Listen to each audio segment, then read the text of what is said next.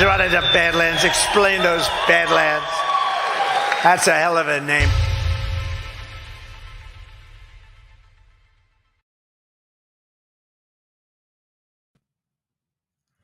Good morning. Welcome to the brief on Badlands Media. I am your host, Patrick Gunnels, joined by my co-host, Ash in America. And today is December 5th, 2023. I'm back from my vacation and I am very relaxed, man. It's a good time in Jamaica. Yeah, man. If we get a little time, I might talk about it a little bit, but just too long didn't read. It's the most beautiful place in the world. And I think that we should take it over completely and run it ourselves. So recolonize Jamaica is what you're saying. Yeah, pretty much. I would need to be the dictator. So I think the first thing I would do is get them all new software and get them all new point of sale systems and all new merchant systems. And I would put completely different people in charge of their smoke detectors because they chirp. Anyway, I snorkeled. Ashley and I walked on the beach. I got a little bit of a tan, as Ash has remarked, but yeah, I don't understand why it is that the most beautiful places in the world have to be poorly run. So that's my comment on that. Anybody any ideas as to why that would be? Mention it in the comments or possibly mention it in a super chat, which means we'll be guaranteed to get to it. But Ash, what's it been like soloing over and over again? How's that been going? Oh, it's been all right. It's been all right. It's a little weird because most of the takes in the brief are either Burning Brights or mine. Always. So, okay, yeah. Today I think Brian jumps in with one today. So it's it's been that, but we get the chat, we hang out together in the morning, we laugh, we cry. It's all good. To the point about why the most beautiful places in the world need to be poorly run, I think that you just need to shift your perception about what it means to run something well. You need to have, kind of that island framing of, there's 3 chirps going off on the smoke detector. Island people don't even notice that because they're on island time and they're, just kind of flowing along. Something like that. So there is a tree frog in Jamaica that sounds rather similar to a chirping smoke detector. Oh, I know what I'm getting you for Christmas. It was remarkable. Ashley said to me, she said, these frogs are just in can't stop, won't stop mode. And it's true. They are all throughout the trees and they say beep, beep, beep.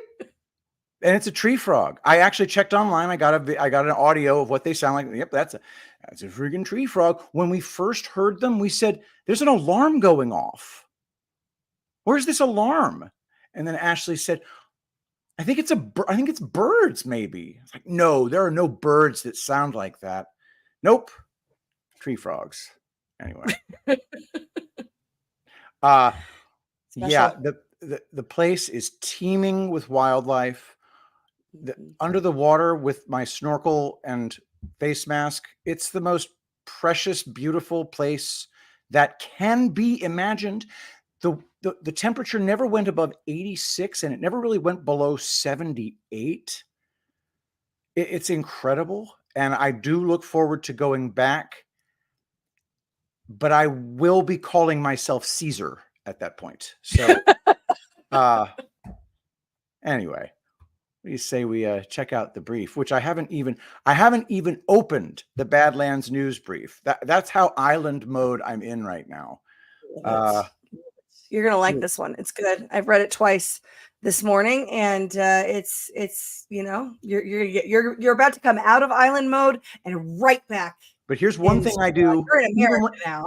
Even when I'm in island mode, I remind the audience if you please, and do this in the most Anglo-Saxon way you can imagine, smash that like button.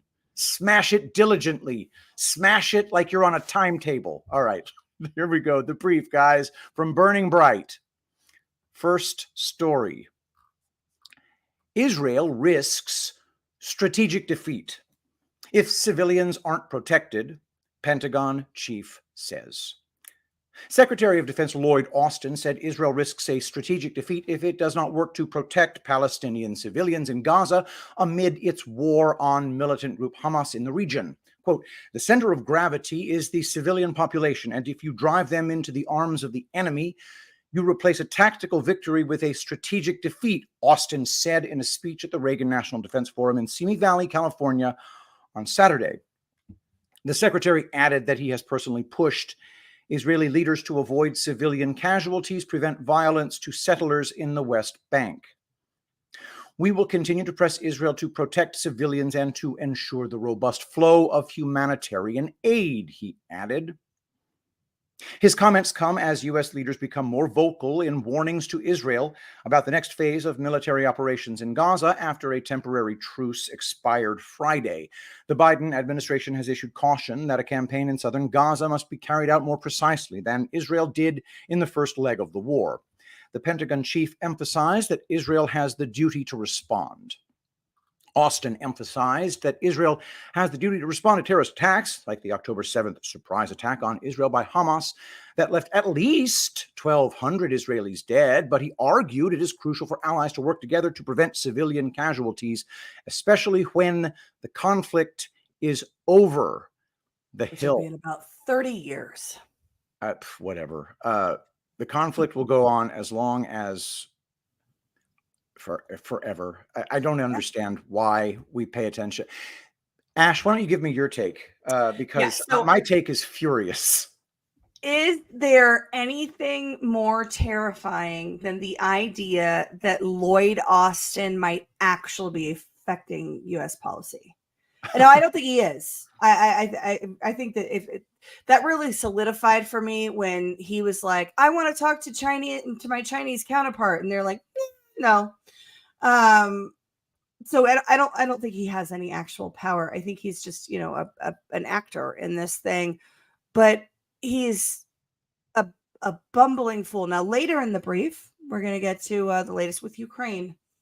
And so when I look at the wars, or the war, because it's really all the same people, figuring out different ways to money launder,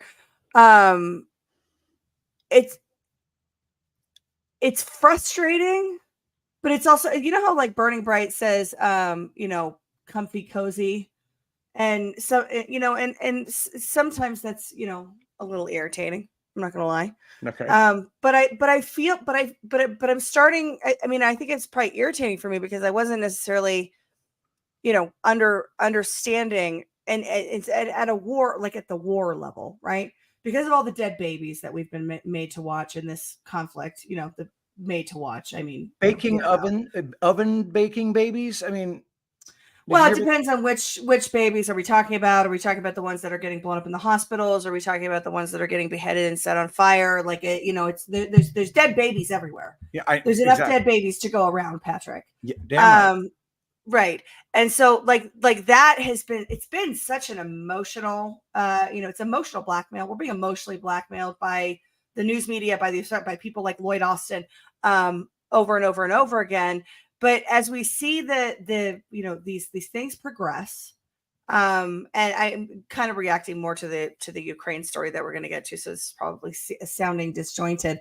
But so we had the ceasefire, right, in Israel, and as soon as the ceasefire, allegedly, as soon as the ceasefire is over, all of a sudden they're blowing up hospitals again, allegedly, because I don't know what to believe. I don't believe them. I don't believe the war propaganda. I don't believe the war propaganda on the Israel side, and I don't believe the war propaganda on the Palestinian side. Now, what I find is that most people are responding just to the war propaganda on Israel's side, and all of a sudden, the Hamas is like freedom fighters that we're all meant to, fall in line with. And no. a pox of both their houses, because in my opinion, I think it's the same house. Hamas, Israel, all the world's a stage and all the men and women merely players. But in this case, the players in this case are the intelligence services, in my humble opinion. And we are the ones meant to be reacting and kept divided just about 50-50 from each other.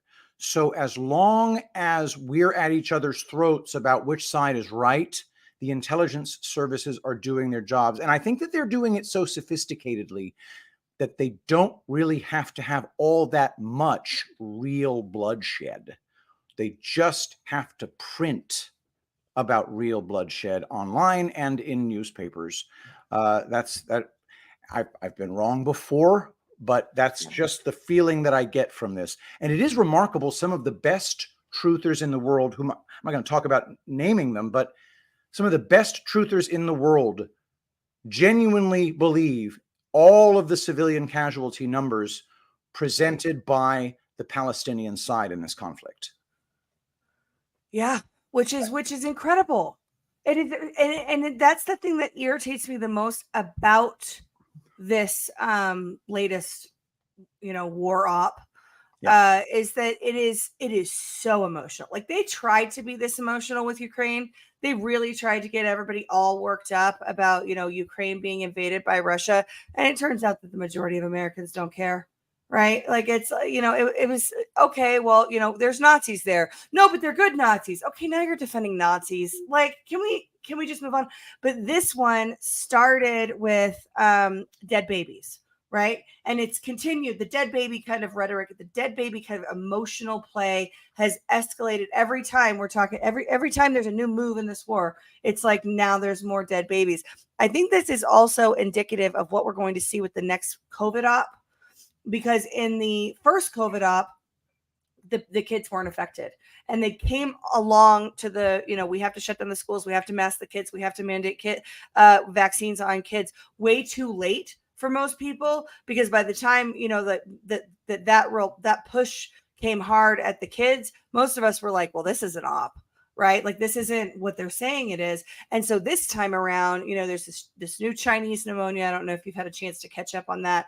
That's coming out. And the number one thing is that it impacts kids. We're going to see the rhetoric about children and children being at risk, children being victims, us needing to change every single aspect of our way of life for the children. We're going to see that a lot.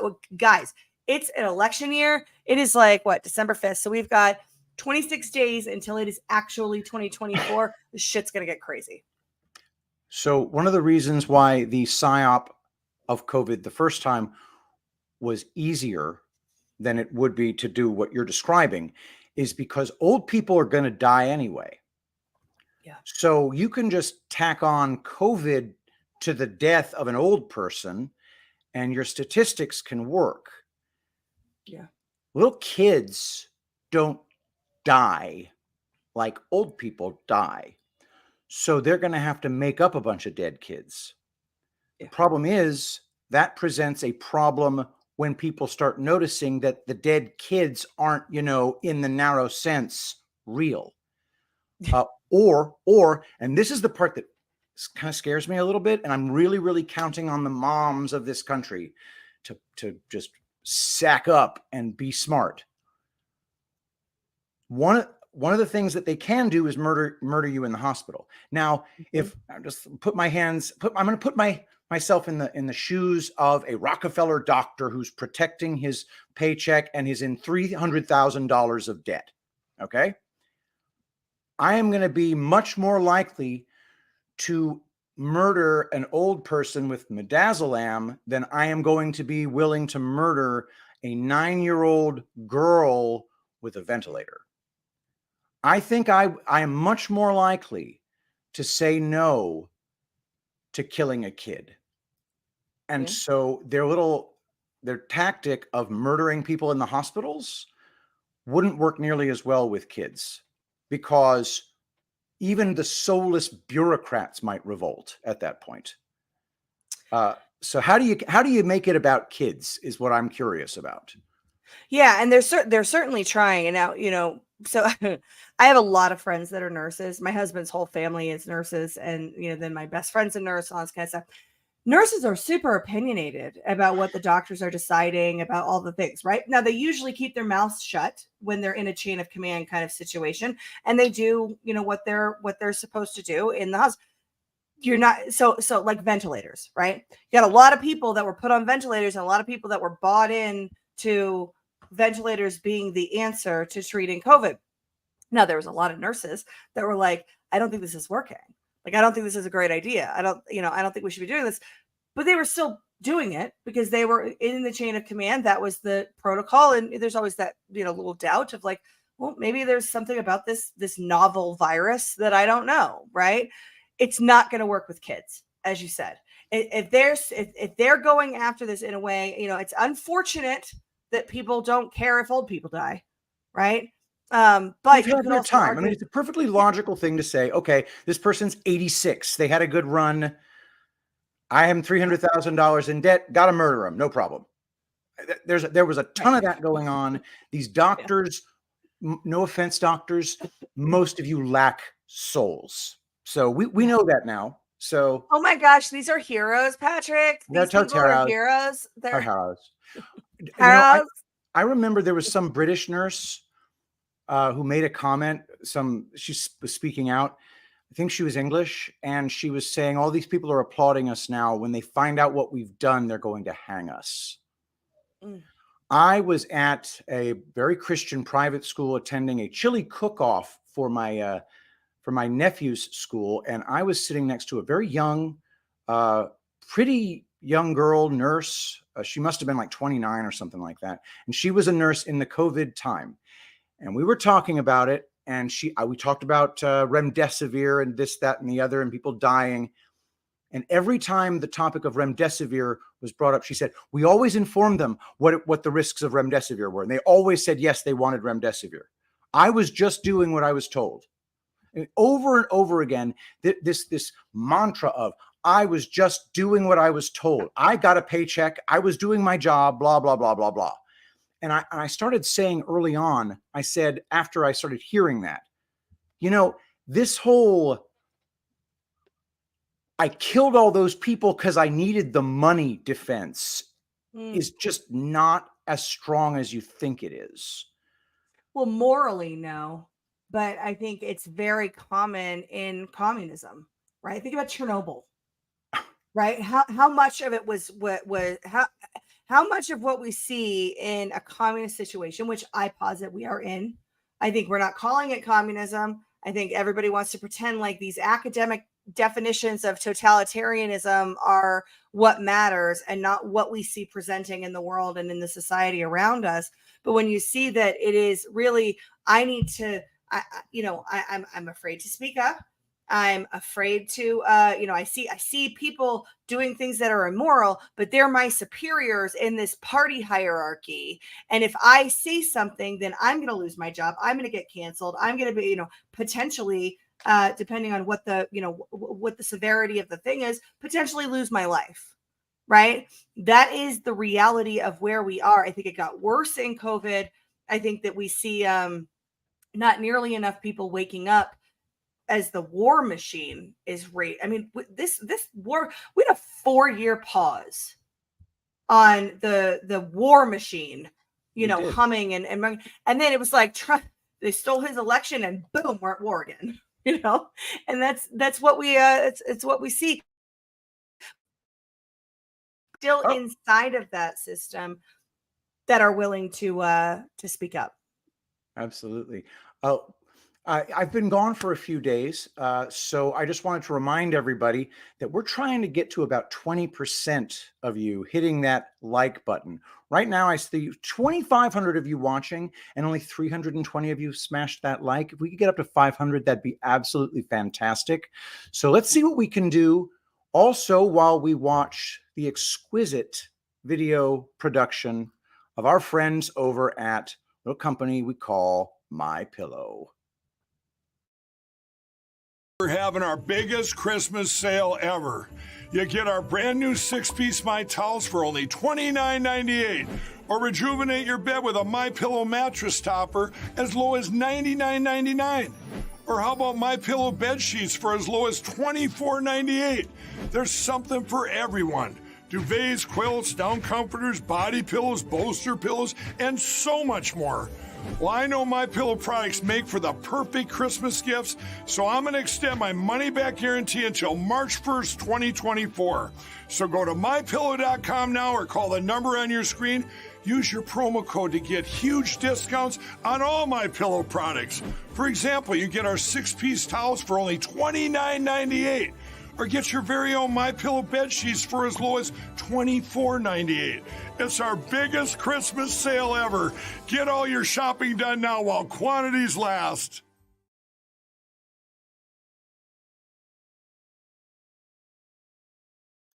MyPillow.com, promo code Badlands. Everybody get over there, check it out. Great gifts. And we talk a lot about reclaiming our supply chain and creating the parallel economy. And that's, that comes down to our own personal purchasing decisions. So remember what Mike Lindell said? We don't have the ability to manufacture textiles in the United States. You can't get textile manufacturing in the USA. That is the result of a long, protracted war waged on us by the worst people in the world. We can't even make clothes here anymore. That's something we'll get into soon, I'm sure. Seems like something we should make great again. Yeah, no kidding. Come on, can we get a loom somewhere just to start cranking out some kind of cloth? Anyway, next story. Oh, that brings me back. I know there's other girls in the chat that remember their loom that they had as a need some seamstresses and seamsters. Is seamster the male of seamstress? Anyway. Next story. Like Teamsters, the unionized ones, or Seamsters. Exactly.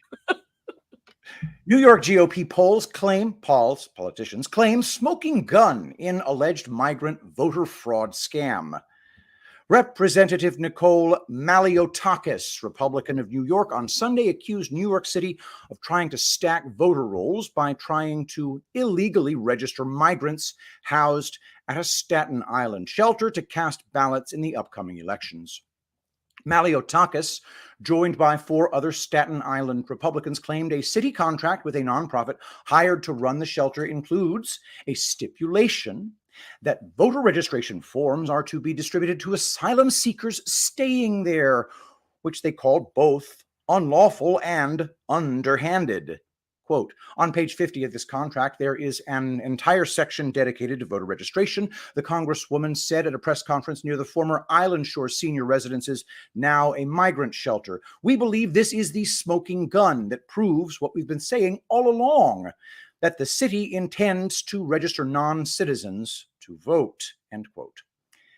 At issue is the city's contract with the organization Homes for the Homeless to operate the shelter at the site of the shuttered nursing home on Father Capodanno Boulevard in Midland Beach. The contract, which Maliotakis said was obtained via a Freedom of Information Law request, includes a stipulation that the nonprofit, in accordance with the New York City Charter, quote, shall provide and distribute voter registration forms to all persons, with the forms to be made available in Spanish and Chinese. New York Post. It's nice to see a New York City congressman or Congress critter or candidate. It's a congresswoman? Anyway, they care. They're actually sitting and they're calling out vote fraud. Yeah, so this is a really important story, and Brian and I are going to talk about this a little bit on Why We Vote. Today, we've got a bunch of different stories that we're going to be pulling in to today's Why We Vote, because there's so much going on with elections. But we talk about fake voters, fake ballots, fake counts. Fake voters are critical for the fraud machine to work. You have to pad the rolls. Now, you guys will recall that back late 2021, New York City passed a law bill, whatever, a thing where non-citizens could vote in city elections, right? That was passed. Everybody was pissed. It was challenged in court. A Staten Island judge overturned it and issued a permanent injunction against that practice. Okay. They're still doing it. What we know from this story is that they're still registering illegals to vote, not because they intend for them to vote, but because they need them on the rolls. Fake voters, fake ballots, fake counts. That's what's happening here. And the fact that it's not, to me, the fact that they have illegals on the rolls. We see that everywhere. Jenna Griswold, whoopsie accidentally sends out 30,000 mailers to illegal immigrants, migrants, aliens, encouraging them to vote in the run up to the 2022 election. And she did it in the run up to the 2020 election, right? These aren't accidents. You don't accidentally send 30,000 illegals a voter registration. You need to pad the rolls for the fraud machine to work. Fake voters, fake ballots, fake counts. What I do think is a smoking gun is the fact that unlike, Colorado doesn't have a permanent injunction against the practice from a judge. New York does. And what we know from the great work of Marley and the people at New York Citizens Audit is that their rolls, the amount of what they call like ghost voters, clone voters, these are different types, right? There's a whole bunch of different ways that there are fake voters on the rolls. Malliotakis seems to have caught them in action here. Extraordinary. All right, next story. Everybody smash that like button. Really helps when you do that. Get us on that leaderboard. Makes me happy when that happens. By the way, Yeah, and Ash, like, you were on the leaderboard solo while I was on vacation. I checked. I think you were like number 40, something like that. Guys, this stuff, stuff helps. But I think we were in the 30s a couple of times. Badass. Then. I want us up. I want us to claw our way into the there. teens. We need, yeah. Next story. And that all depends on you guys, by the way. All depends on 100%. You smashing the thumb. Absolutely. Federal agencies report breaches by Iranian hackers, numerous U.S. states affected. According to U.S. and Israeli authorities, numerous organizations in the United States were compromised by Iran-affiliated hackers who targeted an Israeli-made industrial control device. A minor water authority in western Pennsylvania was among the many organizations compromised. The victims span multiple U.S. states. An advisory emailed to the Associated Press late Friday by the FBI, the Environmental Protection Agency, the Cybersecurity and Infrastructure Security Agency, and Israel's National Cyber Directorate. The number of compromised organizations was not specified, and no other details were provided. Federal officials informed Matthew Motz, chairman of the Municipal Water Authority of Aliquippa, which discovered it had been infiltrated on November 25th, that the same group also compromised 4 other utilities and an aquarium on Thursday. Even though there is no evidence linking Iran to the October 7th attack on Israel by Hamas, which instigated the conflict in Gaza, cybersecurity experts anticipated that pro-Palestinian hacktivists and Iranian-backed hackers will intensify cyber attacks against Israel and its allies in the wake of the incident. Indeed, that has occurred, and that's Vigilant News, which is our guys, right? If I'm not mistaken. Yeah, it's right. I think Ryan has the take on this one. Oh, awesome. I'm going to give you my take real quick. This is all horseshit. And the people making the claims are just criminals who belong on death row. That's my take. I don't know what they want to accomplish with that, whatever horseshit they're spewing right now, but probably they want war. So that's my take. What's yours? Yeah, I think that's right. I think the most interesting part of this story is that they hacked an aquarium too. Nice. Like what are we? Because they want sharks with freaking laser beams on their foreheads. Pretty much. Yeah. No, I'm going to take it back to elections again. Like in wartime, our enemies are, our geopolitical enemies. And I'm, being very loose here in assuming that who the U.S. government and the Israeli government say are our geopolitical enemies are in fact our geopolitical enemies. It was an assumption. We'll take that as true, right? The cyber attack landscape is devastating. It's terrifying, but our election systems are impenetrable. And there's no way they could ever. And oh, by the way, nobody would ever attack democracy and attempt to steal the most powerful nation on the earth, the leadership role in the most powerful nation on the earth. It's so stupid. They contradict themselves all the time. And I want to know, why were they hacking the fish? I, you know, every single time we get a story about warning us about the actions of some other boogeyman, God, how long have we been told that the government of Iran is a bunch of genocidal monsters who think only of how to blow up the entire world? How long has that been a narrative that we have been fed from both sides of the political spectrum? And how much of that spell remains in control of the minds of the people of this country? Because I just go ahead and assume they're all spells, that they have to be ignored, and that the only way out of this is by saying you have no power over us anymore. So if you look at this, this group of crooks. So who are the people who are saying these things? They are the FBI, a domestic terrorist organization, the Environmental Protection Agency. Oh, that's another domestic terrorist organization that also engages in defamation a lot. The Cybersecurity and Infrastructure Security Agency, the organization spun up in 2018, headed by Chris Krebs, which called the 2020 election the most secure in history. Okay, so and a reminder, we're talking about the Cybersecurity and Infrastructure Agency. Chris Krebs, lawyer with a background in environmental science. Yes, so he makes more sense at the EPA, but he wasn't. He was the head of CISA. And then Israel's National Cyber Directorate, which I can only assume is just like our equivalent. Clown world demons, essentially.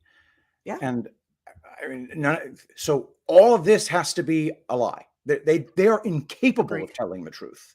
So, whatever this is, narrative seeding, as Burning Bright might call it. Right. Yeah. Oh, and that, so, yeah. Yeah. I think when you look at, and Ryan's take is really good on this, I encourage everybody to go and read it. But when you look at the players, read it right now. Yeah, sure. Let's do that. Right, that's a great idea. All right.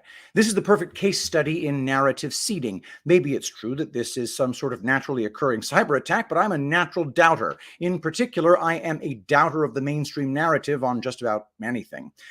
Consider that this seeding began last year when our friend Klaus Schwab reminded world leaders and heads of industry that the cyber attack card is still on the table should the ruling class of the Western hegemon start to lose the information war. In the same fashion that these globalist interests gamed out a global pandemic scenario just months before COVID-19 was unleashed on the world, the World Economic Forum in 2020 hosted a global cyber attack simulation. The WEF would then host a second simulation in 2021, and then just this year, the forum predicted that a cyber storm was brewing on the horizon. At first, the Russians were shopped as the potential culprits for this cyber attack gambit, but the conflict in Gaza has produced the perfect villain, Iranian hackers. Not many people follow the maneuverings of the Davos crowd, so these cyber attack simulations went largely unnoticed, as did Event 201 before the pandemic. The more mainstream seeding of these ideas started less than a month after the WEF proclaimed a digital storm was brewing. I contend that this cyber storm is one of several responses that the deep state's holding onto in case things don't go their way in 2024. Ryan DeLarme. Perfect. Yeah. Naturally, I think it's a pretty good aphorism that the official story is always false. Not sometimes false, not mostly false, always. They always tell a lie. They can't tell the truth.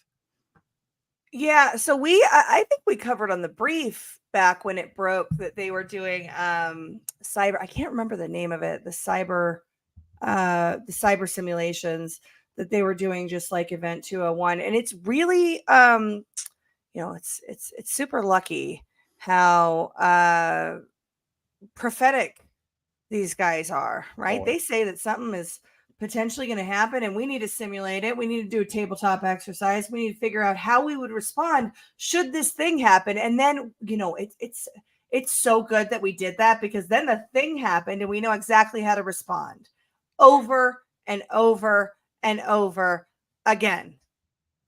So that's a big part of why we do Culture of Change, the show on Sunday evenings, is because they're constantly telling us what they're going to do. It's in their thought leadership, it's in their position papers, it's in their events that they hold and their tabletop simulations. We need to listen to them because they have a pretty damn good track record of being right when it comes to the horrible things that are going to happen. And it's because they're causing them, in my opinion. You're darn Skippy. Let's talk about our sponsor, Goldco.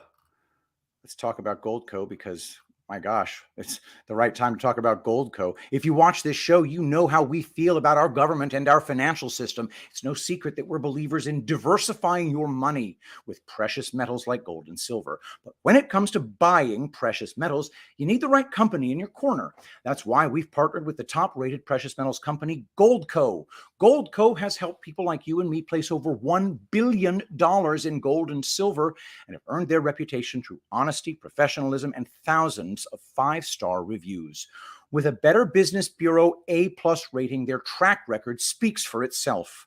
For those with retirement accounts, they're offering the Brief supporters up to $10,000 in free silver when opening a qualified IRA account. This is your opportunity to protect yourself from our out-of-control, corrupt government. Go to badlandsgold.com to learn how to get started and request your free gold IRA kit. That's badlandsgold.com. And just remember, guys, you fill out a form on their website. They call you within 15 minutes. That is an amazing service level agreement. All right. Next story. Before we jump to the next story, Simul10, $5. Thank you so much. The same demons are at it again. The upcoming pandemic was also a tabletop exercise this past summer. They talked about how it was going to impact kids. I think they called it Virus X. Okay. Thank you very much for that. All right. Next story. Opinion. A Trump dictatorship is increasingly inevitable. We should stop pretending. Let's stop the wishful thinking and face the stark reality. There is a clear path to dictatorship in the United States, and it is getting shorter every day. In 13 weeks, Donald Trump will have locked up the Republican nomination. In the Real Clear Politics poll average for the period from November 9th to the 20th, Trump leads his nearest competitor by 47 points and leads the rest of the field combined by 27 points. The idea that he is unelectable in the general election is nonsense. He is tied or ahead of President Biden in all the latest polls, stripping other Republican challengers of their own stated reasons for existence. The fact that many Americans might prefer other candidates, much ballyhooed by such political sages as Karl Rove, will soon become irrelevant when millions of Republican voters turn out to choose the person whom no one allegedly wants. For many months now, we have been living in a world of self-delusion, rich with imagined possibilities. Maybe it will be Ron DeSantis or maybe Nikki Haley. Maybe the myriad indictments of Trump will doom him with Republican suburbanites. Such hopeful speculation has allowed us to drift along passively, conducting business as usual, taking no dramatic action to change course in the hope and expectation that something will happen. Like people on a riverboat, we have long known there is a waterfall ahead, but assume we will somehow find our way to shore before we go over the edge. But now the actions required to get us to shore are looking harder and harder, if not downright impossible. The magical thinking phase is ending, barring some miracle. Trump will soon be the presumptive Republican nominee for president. The Washington Post. Oh my Lord, that read like pornography. Who wrote that? Okay, wait a minute. This is, I can't make it. I'm sorry, guys. I'm not a subscriber to the Washington Post. So I have to go to archive.is and then put the domain name in there and then save it. So you have been out for a while. Oh my God! This picture of Trump superimposed on who is that? Julius Caesar? I don't know. You got to share your screen so we can see. I'm sorry. It's set at 500% for some reason that I don't know. All right. So there we go. Sharing screen. Hold for processing. Is it this friggin' thing? Bam. Robert Kagan. Ooh. aka Mrs. Victoria Newland.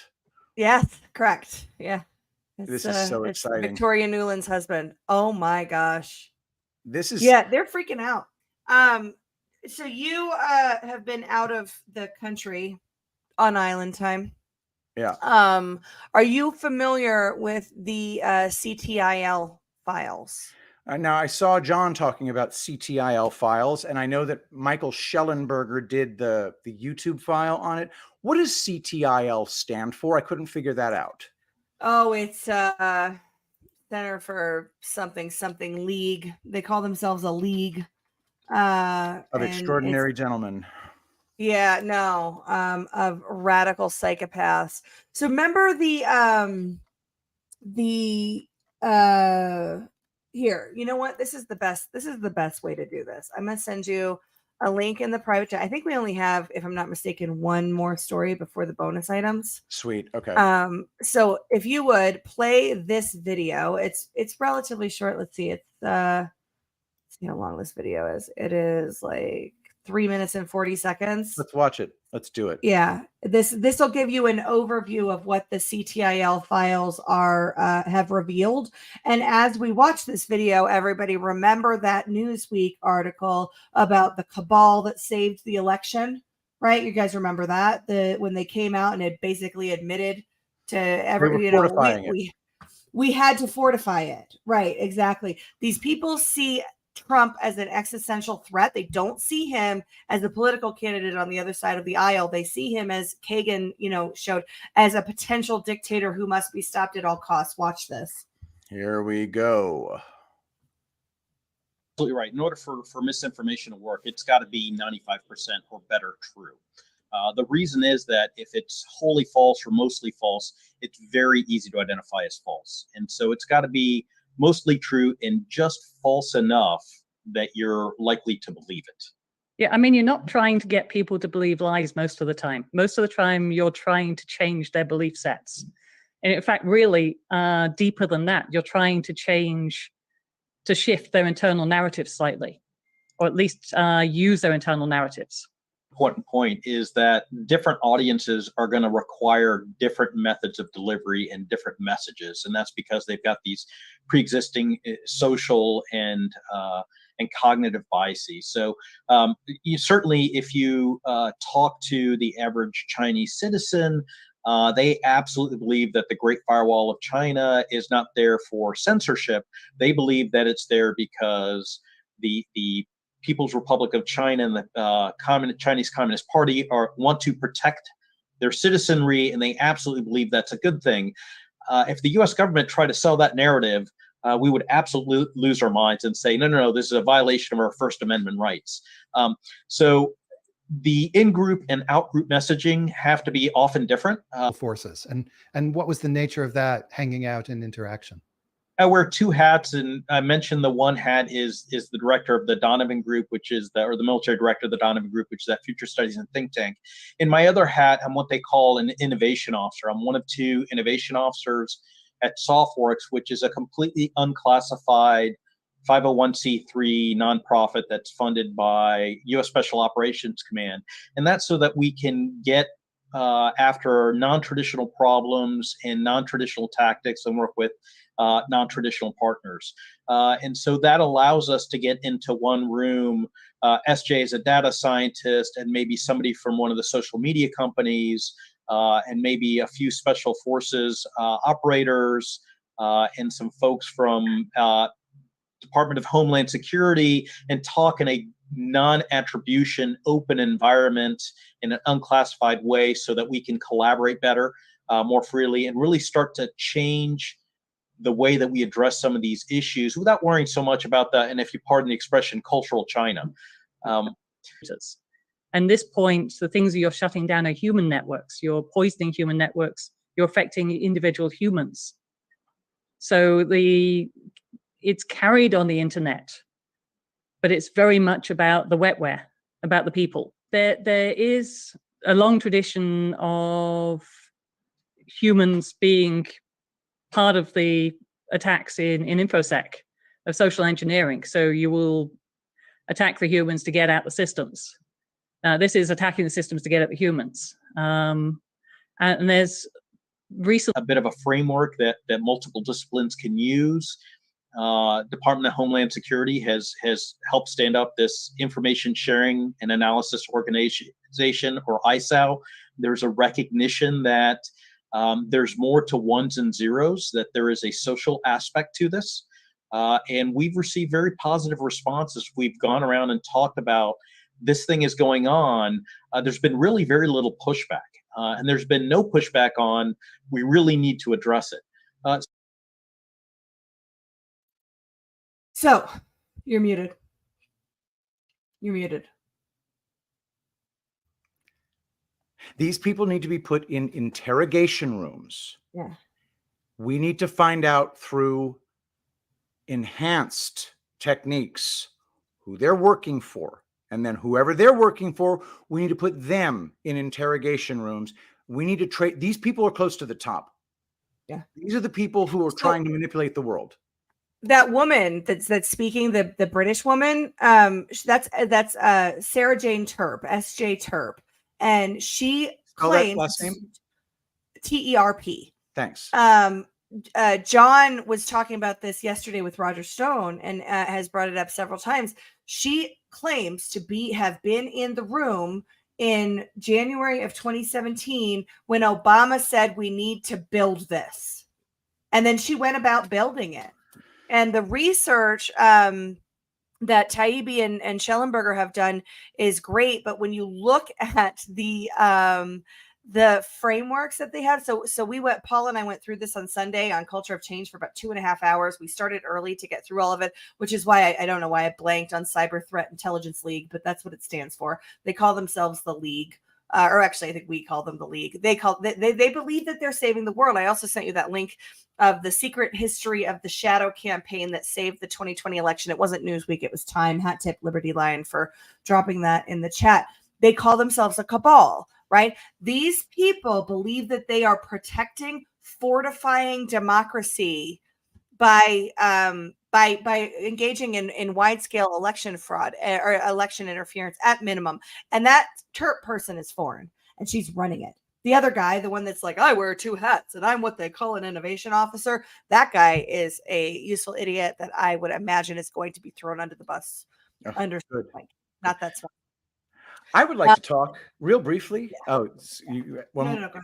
I'd like to talk real briefly about Angel Paste. One of the things we've been doing at Angel Paste is ramping up for the holidays. And my goodness, your demand for this product is outstanding. However, we are finding ways to keep up. And one of them is our special 3-pack deal. Guys, when I was in Jamaica, I was in the sun the entire time. The Jamaicans were telling... The Jamaicans were saying, you got to put on sunscreen, dude. You're not a Jamaican. And I said, no, I don't have to put on sunscreen. I've got Angel Paste. And it's true. I did not put on a bit of sunscreen the entire time I was there. I just made sure to put on plenty of Angel Paste. And all I've got is kind of a mild tan. It's really wonderful. So get the 3-pack of Angel Paste. You get 3 or more bottles from Angel Paste. And specifically the 3-pack, you get free shipping. And it goes right out. We are almost at the point where if you put in that order, we put it in that day. Don't forget though, guys, Christmas is coming up. This makes an amazing gift and you want to get it before Christmas. So please order today. We are shipping every single day, USPS, FedEx, UPS. We deliver through all 3 of those methods now. Our logistics are getting way, way better. Check it out, angelpaste.com. Use promo code BADLANDS. And remember, 3 or more bottles, you get free shipping.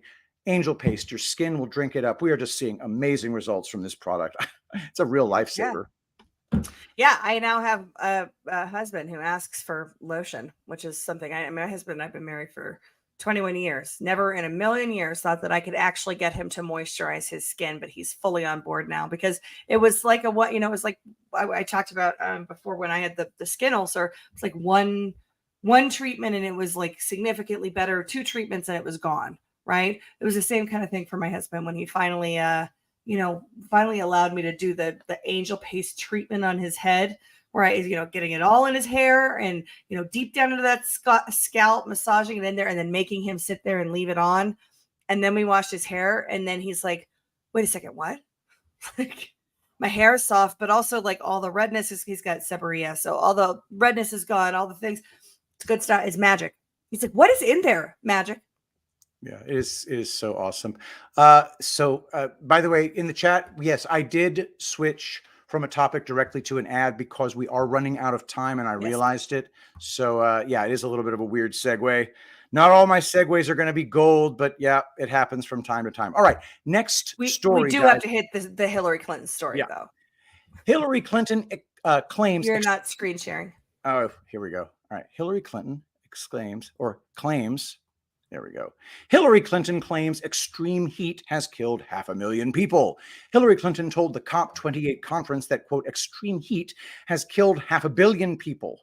Okay, so we've got two different... Did she say 500 million or 500,000? Because it says both. She says, I think she said 500 million. No, she said it's in here. The number is in here.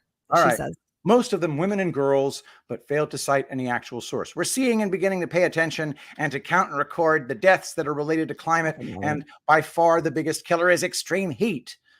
The two-time failed presidential candidate went on to claim that extreme heat had killed 61,000 people in Europe last summer. We don't have that kind of number yet from Africa, Asia, Latin America, but we know and estimate that we probably could measure about 500,000 deaths, and the majority of those are women and girls, and particularly pregnant women, she added.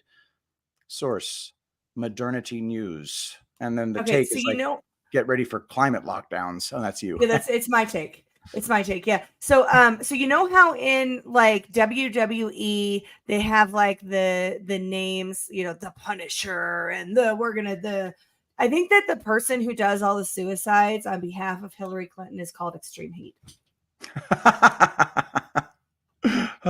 Hillary. Yeah, and the reason, so last night we're decorating the Christmas tree. My husband has the local news on, which I tolerate mostly for research purposes. And Bill Nye came on. I know you love Bill Nye. Oh and my God. he's getting ready to do pervert. He's doing something up in Boulder, and so they have him talking. And he was talking about the most important thing that you can do to combat climate change, which is a hysterical crisis level now. Like Greta Thunberg looked measured compared to Bill Nye, and the most important thing that you can do is vote. Bill Nye. Vote for communism, I guess. Yeah, well, he didn't finish the thought, but that was my takeaway as well, was that it was just keep voting for the communism. He is such a demented little weasel. All right, anyway. Wow, Bill frickin' Nye, guys. Don't forget, hit that like button. We're doing really well thanks to you. Smash that like. All right, we can do a bonus item, right? Yeah, sure. All right. Hunter Biden sent direct monthly payments to Joe Biden from bank account for Chinese money, Comer reveals. Hunter Biden sent his father, President Joe Biden, monthly payments from the bank account he used to receive money from Chinese business associates, newly released bank records show. House Oversight Committee Chairman James Comer shared a video Monday on Twitter revealing redacted bank records containing direct payments to Joe Biden from Hunter Biden's Owasco PC bank account. Today, the House Oversight Committee is releasing subpoenaed bank records that show Hunter Biden's business entity, Owasco PC, made direct monthly payments to Joe Biden. This wasn't a payment from Hunter Biden's personal account, but an account for his corporation that received payments from China and other shady corners of the world, Comer says in the video. The payments appear to have taken place beginning in September 2018, the bank records show. Payments from Hunter Biden's business entity to Joe Biden are now part of a pattern revealing Joe Biden knew about, participated in, and benefited from his family's influence peddling schemes. The Daily Caller. Yep, we get it. They're crooks. It's more evidence of the corruption. Exactly. All right, let's do the next one. U.S. funding for Ukraine set to run out by end of the year. White House warns. Dare to dream. I know, right? Don't threaten us with a good time. The White House has issued a blunt warning that the U.S. is set to run out of funds to aid Ukraine by the end of the year, saying that a failure by Congress to approve new support would, quote, kneecap Kiev. The alert from Shalanda Young, the White House budget director, in a letter to congressional leaders on Monday, represented the most specific assessment yet of Washington's waning financial and military support for Ukraine. Quote, without congressional action by the end of the year, we will run out of resources to procure more weapons and equipment for Ukraine and to provide equipment from U.S. military stocks, Young wrote to political leaders of both parties. Quote, there is no magical pot of funding available to meet this moment. We are out of money, nearly out of time, she said. President Joe Biden's request for $106 billion in emergency funding for his biggest foreign policy priorities, including Ukraine, Israel, the Indo-Pacific, remains mired in stalemate on Capitol Hill, driven by mounting Republican opposition to helping Kyiv. The Financial Times. I think we can finish on that one. And if they run out of money, great. I guess they'll just find some other place to stick the war machine money. Yeah, I mean, they really are upset that Israel is stealing their thunder in the fake war arena domain. I will also say, I know we're just about out of time. Everybody, make sure that you're subscribed to the Substack, badlands.substack.com. Head over and read that final story about the Native American kid. We talked about him last week, the one that wore the Kansas Chiefs colors and full headdress, and the people at the I forget the name of the publication, irrelevant at this point, should be going out of business, and probably will be, because that kid and his family have hired the attorneys that got the settlement for Dominion against Fox News, which was like what, $700 and something million. So that's amazing. Yeah. The kid is actually an American Indian. Native American, yep. He's allowed to. His father is a tribal board member, so he can dress up in whatever freaking headdress he wants. Yeah. Well, not only that, but they did the deceptive video, the picture where they just showed the one half of his face, so it looked like he was wearing like a full blackface situation when really he had black and red on his face. The whole thing was deceptive, and that news outlet should go out of business. Yeah. Well, and we're out of time. All right, guys. Thank you so much. Smash that like. Thanks for watching The Brief. We do this every weekday, Monday through Friday, 9 a.m. Eastern, 8 a.m. Central, followed by Badlands Daily. And who's on it today? Today's John. All right. John. Enjoy Badlands Daily, guys, and we will see you next time. Thank you so much for joining us, and don't forget to hit the thumbs up on this video. And a special thank you to all of our advertising partners. Please remember to shift your dollars to support those businesses that support Badlands Media.